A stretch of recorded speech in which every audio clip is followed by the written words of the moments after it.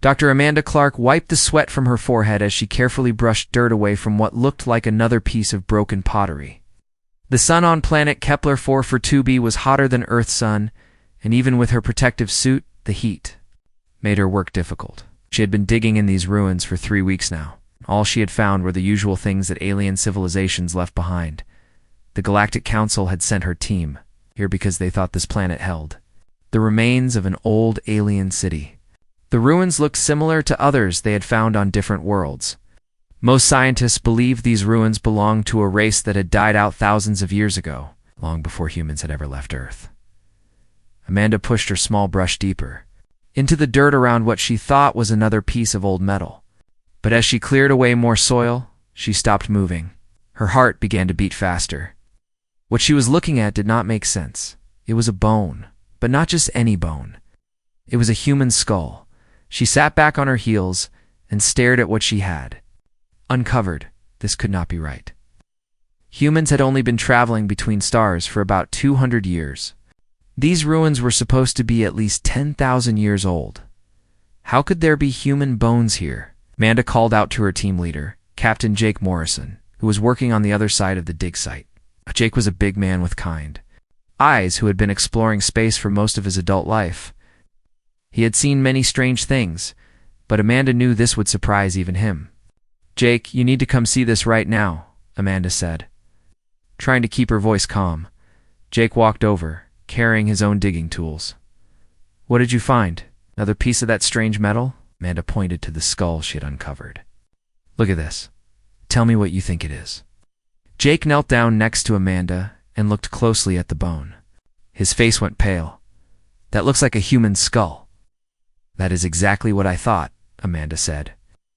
"But that is impossible, right? Humans have never been to this planet before us."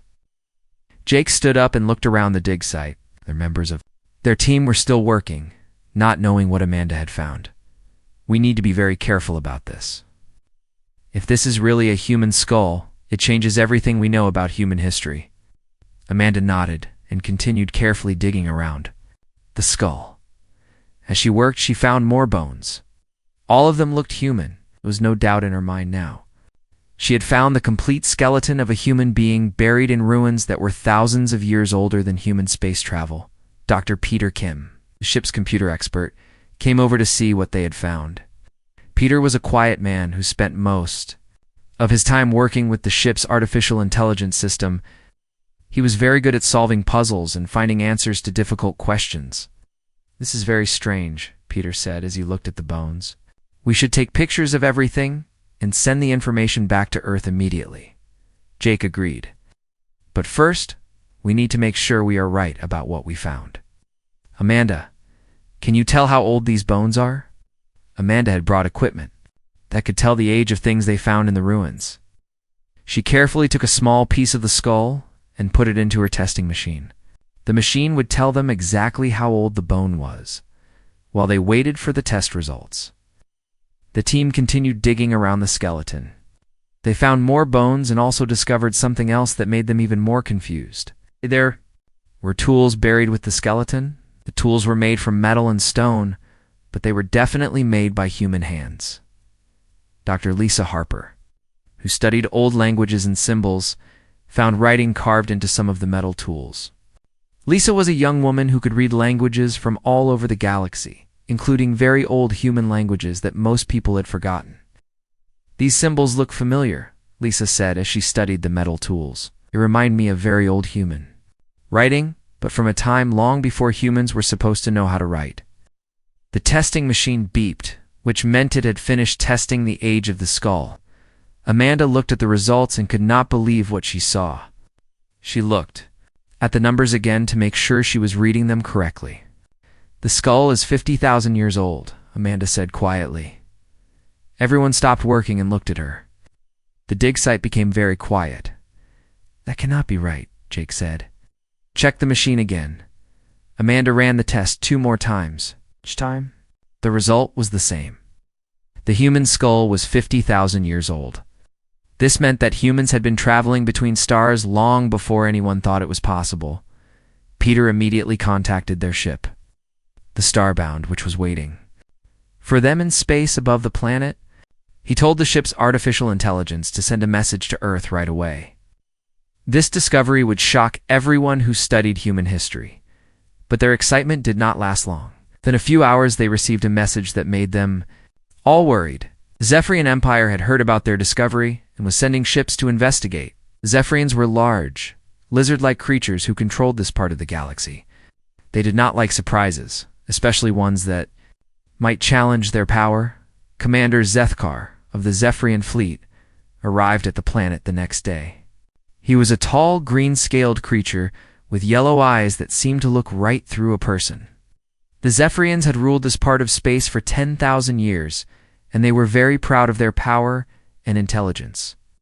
This discovery is impossible, Commander Zethkar said as he looked at the human skeleton. Humans are a young race. You have only been in space for a few hundred years. These bones must be fake. Amanda tried to explain that she had tested the bones 3 times and that all the tests showed the same results. But Commander Zethkar did not want to listen. The Zephyrian Empire has controlled this galaxy for 10,000 years, the commander said. We know the history of every world in this sector. There were no humans here 50,000 years ago. Jake stepped forward. Commander, we are just scientists trying to understand what we found. We are not trying to challenge anyone's authority. Commander Zethkar was not satisfied. He ordered his soldiers to take control of the dig site and to stop all human work on the planet. He also demanded that all the bones and tools be given to Zephyrian scientists for their own testing. Amanda was upset, but she knew they could not fight against the Zephyrian soldiers. Before giving up the bones, she secretly took small samples and hid them in her equipment. If the Zephyrians were going to take their discovery away from them, at least she would have proof of what they had found. That night, as the human team prepared to leave the planet, Lisa made an important discovery. She had been studying the symbols on the metal tools and had finally figured out what they meant. The writing tells a story, Lisa said as the team gathered around her. It talks about humans who traveled between stars long ago. It mentions other worlds and other human settlements across the galaxy. Amanda felt excited and scared at the same time. If Lisa was right, then the skeleton they had found was not the only evidence of ancient human space travel. There might be proof of humans on dozens of other worlds. As their ship left the planet, Amanda looked back at the dig site where Zephyrian soldiers were now standing guard. She knew this discovery was just the beginning. Somewhere out there in the galaxy were more secrets about humanity's forgotten past, and she was determined to find them. 3 weeks after Amanda Clark's discovery on Kepler 442b, the news had spread across the entire galaxy. Every major news station was talking about the human bones that were 50,000 years old. Some people believed the story, but many others thought it was impossible. Dr. Tony Briggs was one of the people who believed it. Tony worked as an archaeologist on Proxima Centauri C, a planet that was much closer to Earth than Kepler 442b. When he heard about Amanda's discovery, he decided to look more carefully at his own dig site. For 2 years, Tony had been digging up what everyone thought were Centaurian ruins. The Centaurians were tall, blue-skinned aliens who had built cities on this planet about 8 years ago. But now Tony wondered if there might be something older buried underneath the Centaurian buildings. Tony gathered his team and told them about Amanda's discovery. His team included Dr. Janet Stone, who studied old buildings, and Dr. Carl Rogers, who was an expert on ancient tools and weapons. They all agreed to dig deeper than they had ever dug before. On the 4th day of their deeper digging, they found something amazing. Underneath the Centaurian ruins, there was a complete human settlement. The buildings were made from stone and metal, and they were in much better condition than the Centaurian ruins above them. This is incredible, Janet said as she walked through the underground human city. These buildings are older than the Centaurian ruins, but they are built better and stronger. Carl found tools and weapons that were clearly made by human hands. Some of the tools were very simple, made from stone and wood, but others were very advanced, made from metals that Carl had never seen before. Look at this, Carl said, holding up a strange metal device. This looks like some kind of star map, but it shows places in the galaxy that we have never explored. Tony sent a message to Amanda Clark, telling her about their discovery. Amanda was excited to hear that she was not the only one who had found evidence of ancient humans in space. Meanwhile, on Earth, Dr. Kate Reynolds was having her own discoveries. Kate was a historian who studied very old human cultures. When she heard about the discoveries on Kepler 440b and Proxima Centauri c, she began to look at Earth's ancient mysteries in a new way. Kate had always been curious about places like the Great Pyramid in Egypt and Stonehenge in England. These ancient structures were built thousands of years ago by people who were not supposed to have advanced technology. But what if they did have advanced technology? What if the people who built these structures were the same people who had traveled to the stars?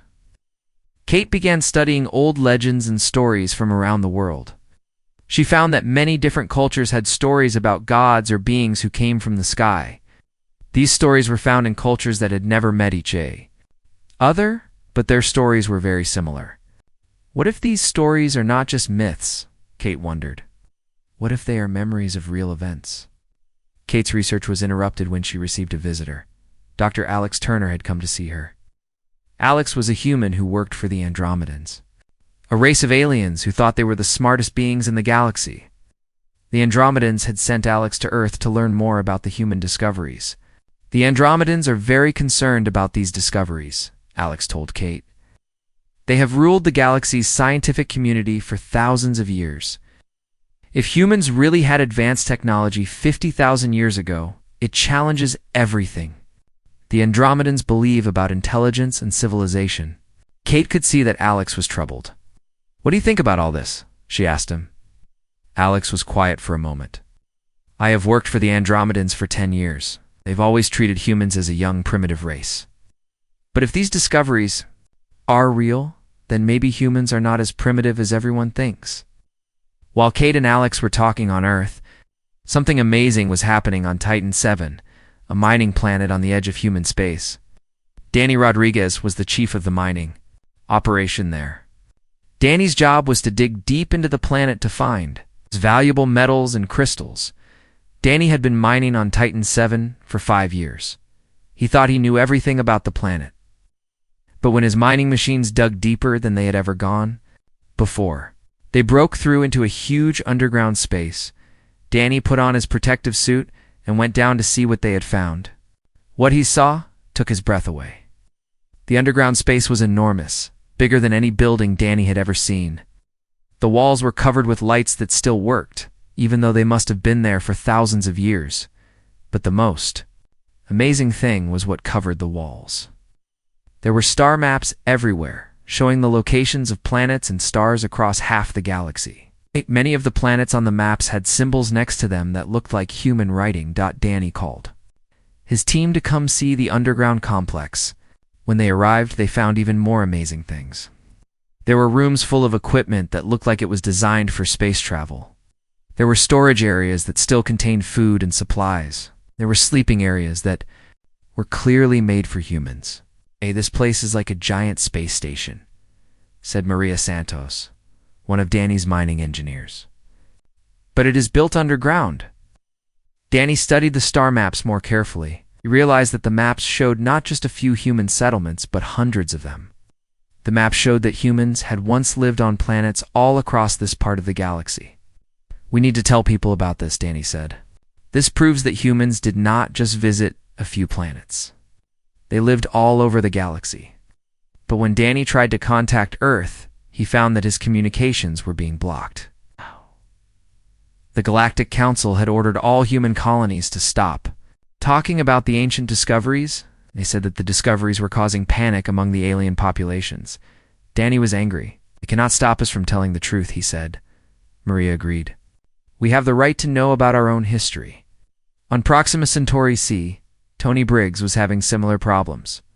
The Centaurian government had ordered him to stop digging and to give all his discoveries to Centaurian scientists, but Tony refused to give up his work. These are human ruins, Tony told the Centaurian officials. Humans have the right to study their own history. The Centaurians disagreed. This planet belongs to the Centaurian Federation, they said. Everything on this planet belongs to us. Back on Earth, Kate Reynolds was working day and night to put together all the information she had learned. She was writing a book about her discoveries, but she knew that the government would try to stop her from publishing it. Kate's book was called The First Exodus. It told the story of how humans had traveled to the stars tens of thousands of years ago. She explained how the ancient stories and legends from around the world were actually memories of this first space age. Our ancestors did not just dream about the stars, Kate wrote in her book. They actually traveled to them. They built cities on distant worlds and created a civilization that spread across the galaxy.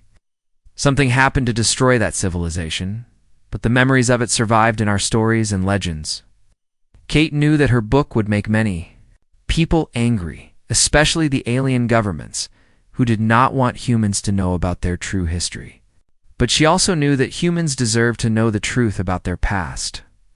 As Kate finished writing her book, she received a message from Amanda Clark. Amanda had escaped from the Zephyrian-controlled planet and was now hiding on a small space station. She was continuing her research in secret, with the help of other scientists who believed in the truth. "We are not going to let them hide our history from us," Amanda's message said. "We are going to find all the evidence we can and show the galaxy that humans have always belonged among the stars." The Galactic Council meeting was held on Zintari Prime, the capital world of the galaxy's government. Representatives from all the major alien races were there. The Zephyrians, with their green scales and yellow eyes, sat next to the tall blue Centaurians. The vegan collective, who looked like giant insects, clicked their mandibles nervously. Everyone was talking about the same thing. The Human Discoveries Council leader Vorthon, an ancient Zephyrian with scars across his face, stood up to address the assembly. "These human claims are dangerous to galactic peace," he said. "We have ruled this galaxy for thousands of years. We cannot allow primitive humans to challenge our authority with fake discoveries." The council voted quickly. All human archaeological sites would be declared off-limits to human scientists. Any human who tried to continue digging would be arrested. The alien races would take control of all the ancient sites and conduct their own investigations. But not all humans were willing to accept this decision. Captain Rick Barnes of the Earth Defense Force was patrolling near the Kepler 442b system when he received the Galactic Council's orders. Rick was a career military officer who had spent 20 years protecting human colonies from space pirates and other dangers. He had short gray hair and serious eyes that had seen too much conflict. "Sir, we are being ordered to withdraw from the Kepler system and let the Zephyrians take control," his communications officer told him. Rick looked at the message on his screen. The orders were clear, but Rick did not like them. "That site contains human remains. Our people discovered it. We have the right to study it. But sir, if we refuse the order, it could mean war." Rick thought about this for a long moment. He had never wanted to fight aliens, but he also could not stand by and watch them steal human history. "Send a message to the Zephyrian fleet. Them we are not leaving." The first armed confrontation between humans and aliens in 50 years happened 3 days later. Rick's single ship faced 5 Zephyrian war vessels. The aliens demanded that Rick surrender and leave the system immediately. "This is human space," Rick told them over the radio. "We found this planet first, and we found our own people's bones on it. We are not leaving." The Zephyrian commander Zethkar was not in the mood for negotiation. "You will leave now, or we will force you to leave." Rick knew his ship could not win against 5 enemy vessels, but he refused to back down. Standoff lasted for 6 hours, with both sides pointing weapons at each other. Finally, more human ships arrived to support Rick, and the Zephyrians decided to wait for further orders rather than start a shooting war. Meanwhile, Dr. Amanda Clark was not sitting around waiting for politicians to solve her problems. Escaping from Kepler 442b, she had contacted Jenny Walsh, a smuggler who operated on the edges of legal space. Jenny was a tough woman with red hair and a ship that could outrun almost anything the authorities could send after it. "I need to get back to those dig sites," Amanda told Jenny. "Aliens are hiding evidence of human history, and I intend to find it." Jenny smiled. "I have never liked authority figures telling me what I can and cannot do. Count me in. We can together." Amanda and Jenny began visiting the ancient sites in secret. They would land on a planet at night, dig quickly, and leave before anyone could catch them. What they found amazed them. On every world they visited, they found more evidence of ancient human civilization. But they also found something else. The ancient humans had not just built cities and settlements, they had changed entire planets to make them suitable for human life. "Look at this," Amanda said as she studied soil samples from 3 different worlds. These planets were not naturally suitable for human life 50,000 years ago. Someone changed their atmospheres, their weather, even their gravity. The ancient humans were terraforming planets long before we even knew what terraforming was. Jenny was impressed. "Your ancestors were not just space travelers, they were planet builders." But the most amazing discovery came when they found an ancient human base that was still partially working, hidden deep inside an asteroid. The base had been running on automatic systems for tens of thousands of years. Computer to the base's systems. She found star maps showing hundreds of human settlements across the galaxy. "This is incredible," Amanda said as she studied the maps.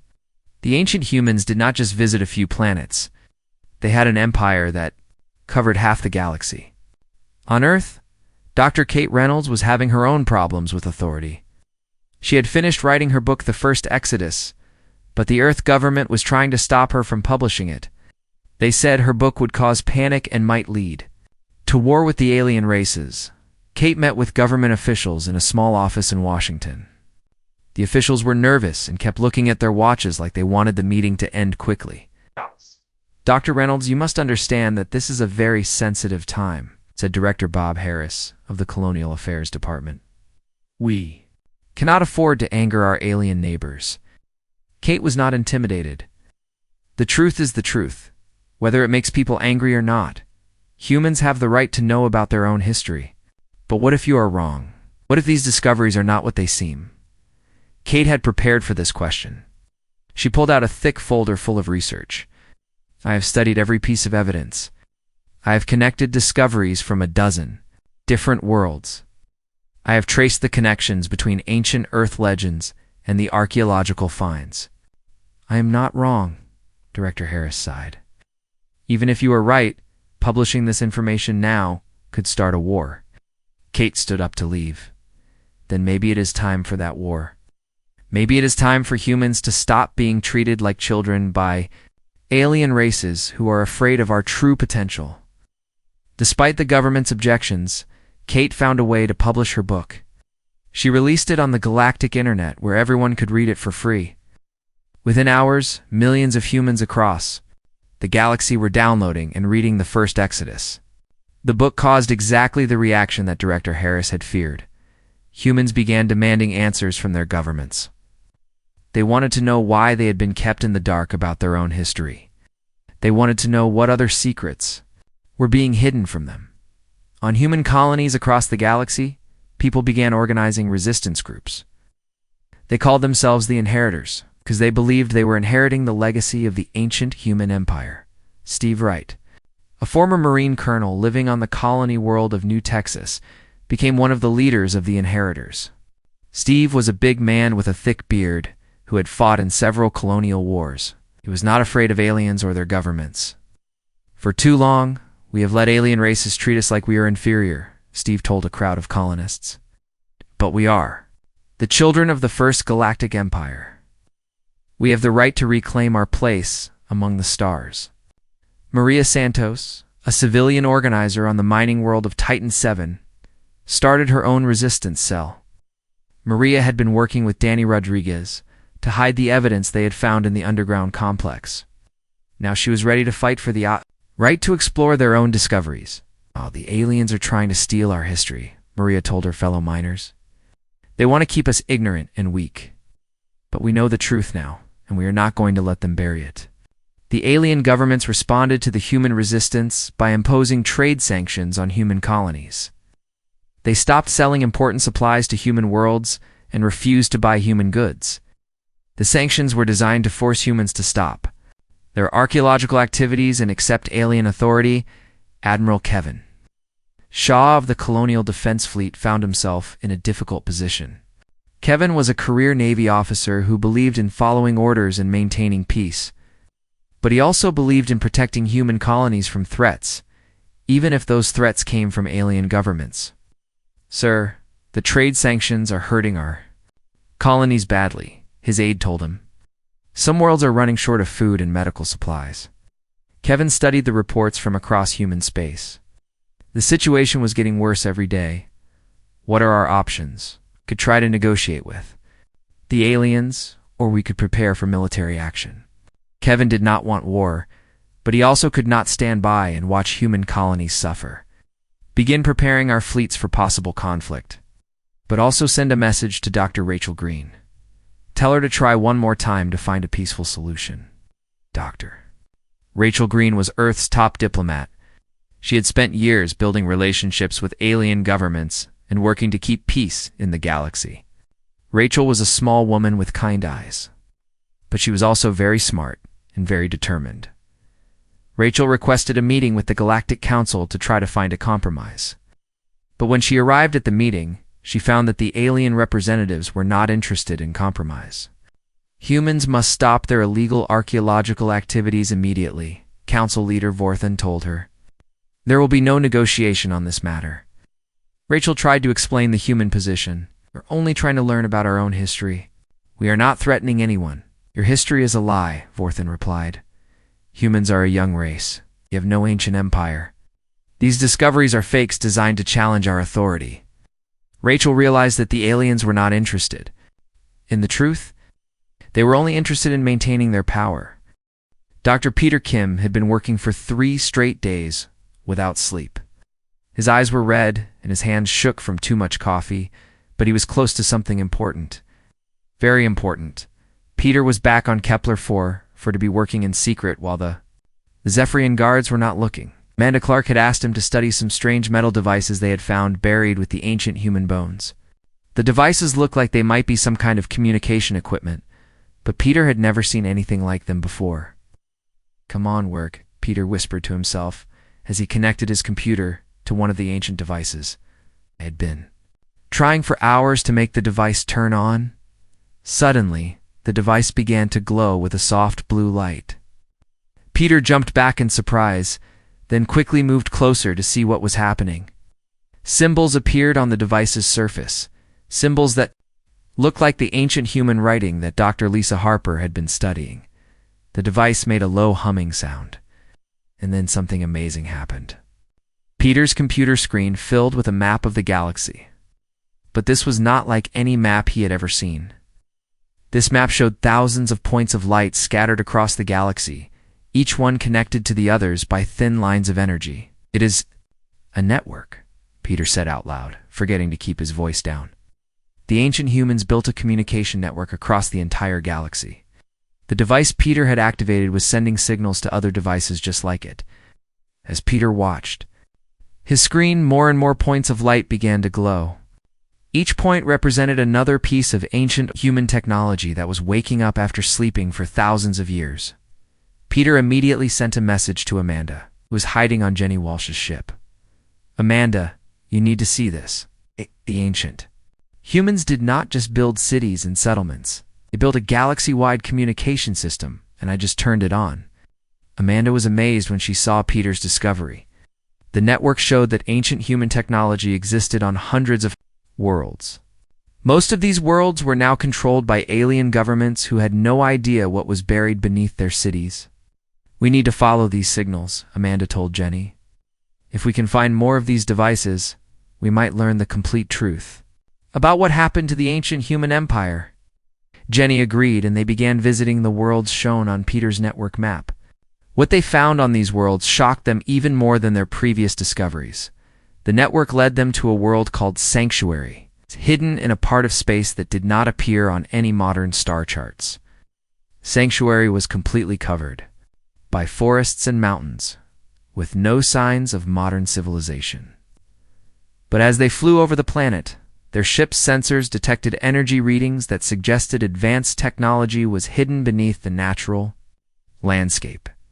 They landed their ship in a clearing near what looked like just another hill covered with trees. But when Amanda used her equipment to scan the hill, She found that it was actually a huge building covered by thousands of years of plant growth. As they approached the hidden building, a section of the hill opened up like a door. Found technology that was far more advanced than anything humans or aliens used in the modern galaxy. The walls glowed with their own light. The air felt clean and fresh even though the building had been sealed for millennia. "Welcome," said a voice from speakers they could not see. "We have been waiting for you." Amanda and Jenny looked at each other in surprise. They had not expected to find anyone still living in the ancient building. A man walked out of the shadows. To greet them, he looked human, but there was something different about him. He was tall and thin, with silver hair and eyes that seemed much older than his face. He wore simple clothes that looked like they were made from materials Amanda had. "Never seen before?" "My name is John Maxwell," the man said. "I am an elder of the first ones. We are the descendants of the humans who built the original galactic empire." Amanda could barely speak. "You mean there are still people alive from the ancient empire?" John smiled sadly. "Not from the original empire. That ended long ago in fire and destruction. But some of our ancestors survived the fall and came to hidden worlds like this one. We have been waiting for the day when our descendants from Earth would be ready to learn the truth." John led Amanda and Jenny through the hidden city beneath the hill. The city was beautiful, with gardens and flowing water and buildings that seemed to be grown rather than built. Thousands of people lived there, all of them descendants of the ancient human space travelers. "Tell me what happened," Amanda asked John as they walked through the peaceful city. "Why did the ancient human empire fall? Why did our people on Earth forget about the stars?" John's face became serious. "That is a long and sad story. Our ancestors built a great empire that spread across a third of the galaxy. They had technology that made them nearly unstoppable. They could travel faster than light, change the weather on entire planets, and build cities that floated in space. They reached a large room filled with what looked like viewing screens. John touched one of the screens, and it showed images of the ancient human empire at its peak. Amanda saw cities floating among the clouds of gas-giant planets, massive ships, traveling between stars and planets that had been completely transformed to support human life. "It was beautiful," Amanda whispered. "Yes, it was," John agreed. "But beauty and power were not enough. Our ancestors became divided about what to do with their empire. Some wanted to continue expanding, taking over more and more worlds. Others wanted to focus on making life better for the people they already ruled. So the disagreement became an argument, and the argument became a war. The screen showed images of the civil war that destroyed the ancient human empire. Humans fought against humans with weapons that could destroy entire planets. Cities burned, fleets battled in space, and millions of people died. The war lasted for 100 years, John continued. By the end, most of our great cities were ruins. Our fleets were destroyed, and our people were scattered across the galaxy. Some survivors, like my ancestors, found hidden worlds where they could rebuild in peace. Others returned to Earth to start over. But why did the people on Earth forget about the stars? Jenny asked. John looked sad.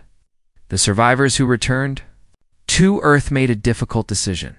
They decided to destroy all records of the space age and start human civilization over from the beginning. They thought that if people forgot about the power they once had, they would not make the same mistakes again. Amanda felt angry and sad. At the same time, so for 50,000 years, humans on Earth lived like primitives while they could have been traveling the stars.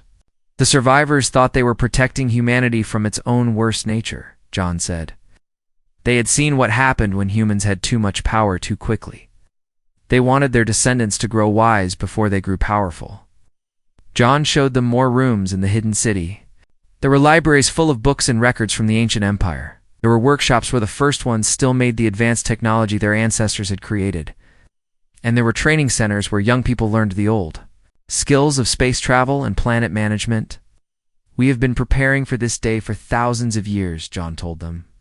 We knew that eventually, humans from Earth would rediscover space travel and begin to find evidence of the ancient empire.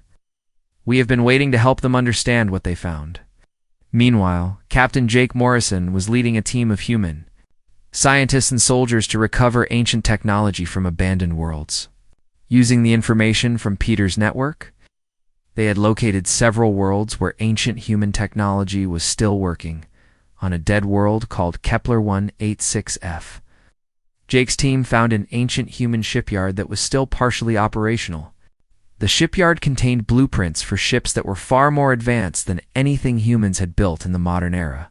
Dr. Tony Briggs, who had joined Jake's expedition, studied the ancient ship designs with amazement.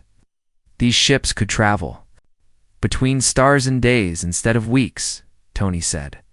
They had weapons that could destroy asteroids and shields that could protect them from anything. Jake was both excited and worried by what they found. This technology could make humanity the most powerful race in the galaxy, he said. But it could also make us the most dangerous. Back on Sanctuary, Amanda was learning more about the ancient empire from John Maxwell and the other elders. She learned that the ancient humans had not been conquerors who took over alien worlds by force. Instead, they had been explorers and builders who had worked with alien races to create a peaceful galactic civilization. The empire fell because we forgot that our greatest strength was not our technology, but our ability to work together, John explained. When humans began fighting among themselves, they lost the cooperation that had made them great. Amanda realized that the modern galaxy was facing the same choice that had destroyed the ancient empire. Humans were rediscovering their ancient power, but they had to decide how to use it. Would they use it to conquer and dominate, or would they use it to explore and build? What should we do? Amanda asked John. How can we avoid making the same mistakes our ancestors made? John smiled. That is the right question to ask. The fact that you are asking it gives me hope that this time will be different. The alarm bells were ringing across all human colonies when Admiral Kevin Shaw received the emergency message. The Galactic Council had finally decided to end the human problem once and for all. A massive alien fleet was heading toward Earth, and the major human colonies, with orders to destroy any human settlement that refused to give up their archaeological activities. Kevin stood on the bridge of his flagship, the Defender, watching the enemy fleet approach on his main screen. There were over 300 alien ships, including the most powerful warships from the Zephyrian Empire, the Centaurian Federation, and the Vegan Collective. Against them, Kevin had only 50 human ships, most of them much smaller and older than the alien vessels. Sir, we are outnumbered 6-1, his communications officer reported. Should we try to negotiate? Kevin shook his head. They are not coming here to talk. They are coming here to end human independence forever. He opened a channel to all human ships. All vessels, prepare for battle. We will defend our worlds no matter what the cost. But Kevin knew that courage alone would not be enough to win this fight. The human fleet was brave, but they were also badly outnumbered and outgunned. Just as Kevin was preparing to give the order to attack, something unexpected happened. Dr. Tony Briggs had been working frantically in the ancient shipyard on Kepler 186f, trying to activate the old human defense systems that Jake Morrison's team had discovered. Tony was not a military expert, but he understood ancient technology better than anyone else in the human fleet. Come on, work, Tony muttered as he connected the last cables to the ancient control system. The shipyard had been dormant for 50,000 years, but the first ones had taught him how the old technology operated. Suddenly, the ancient shipyard came to life. Lights began flashing across the massive structure, and Tony could hear the sound of machinery starting up after millennia of silence. On his computer screen, he could see that the shipyard was beginning to build something. Tony immediately contacted Admiral Kevin Shaw. Admiral, you need to know that I have activated an ancient human shipyard. It is building something, but I do not know what. Before Kevin could respond, Tony's report was interrupted by another message.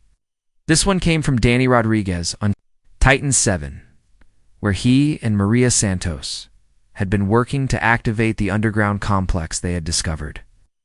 Admiral Shaw, this is Danny Rodriguez. The ancient complex on Titan 7 has just activated itself. There are lights and sounds everywhere, and some kind of machines are starting to work.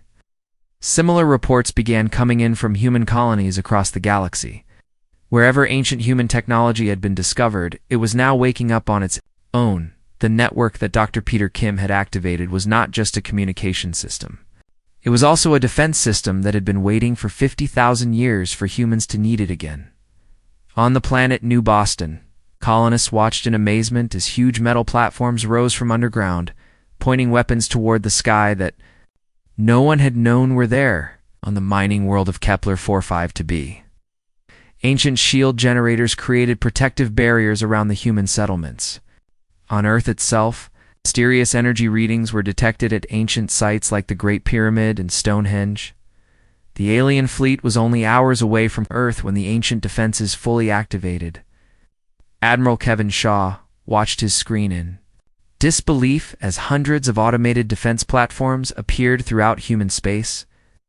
The platforms were sleek and powerful, clearly built with technology far more advanced than anything the modern galaxy possessed. Commander Zethkar of the Zephyrion fleet was the first to see the ancient human defenses. "What are those things?" he demanded as his sensors detected the defense platforms. "Unknown technology, Commander," his science officer reported.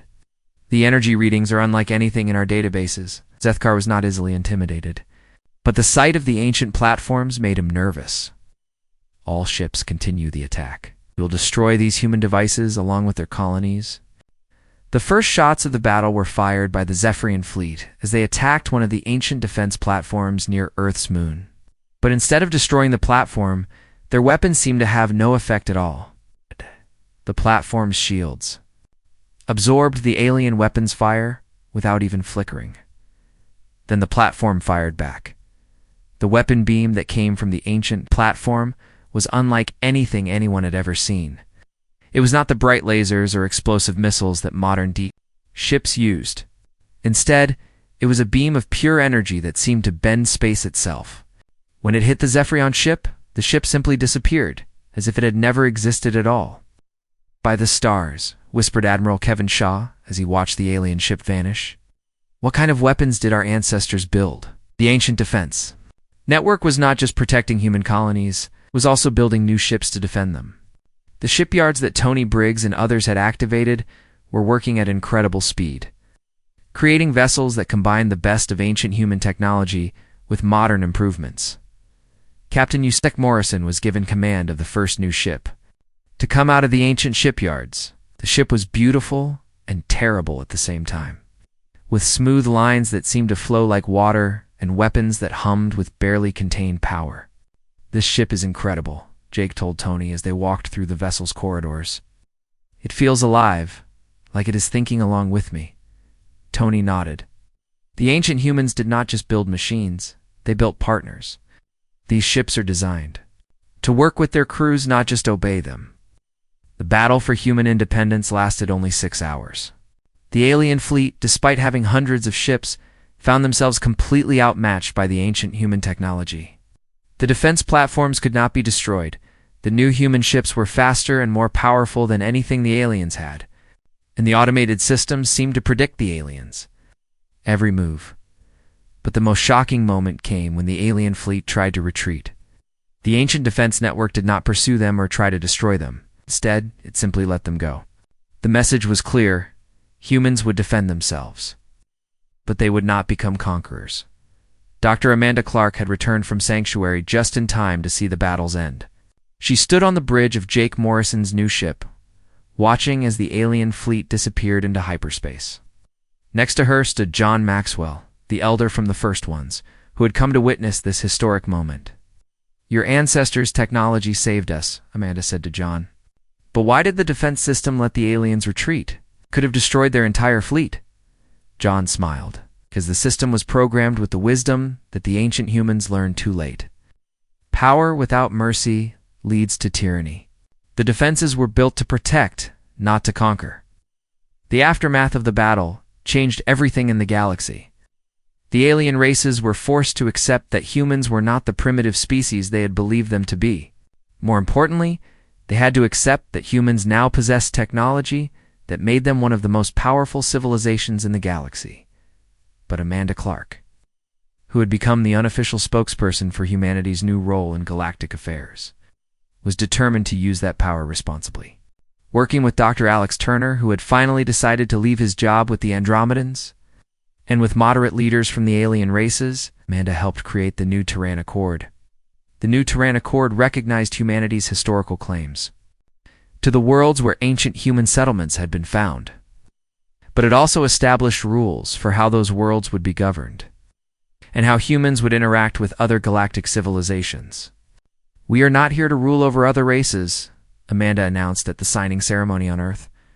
"We are here to explore the galaxy together, to learn from each other, and to build a future that is better than our past."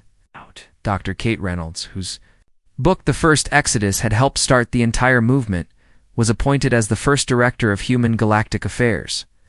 Her job was to make sure that humanity learned from the mistakes of their ancestors and did not repeat the civil war that had destroyed the ancient empire.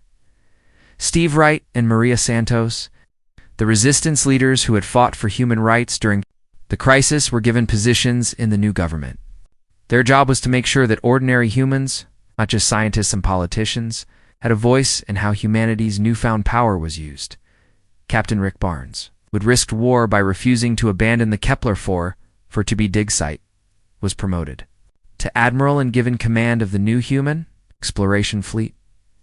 His mission was to explore the parts of the galaxy that even the ancient humans had never reached.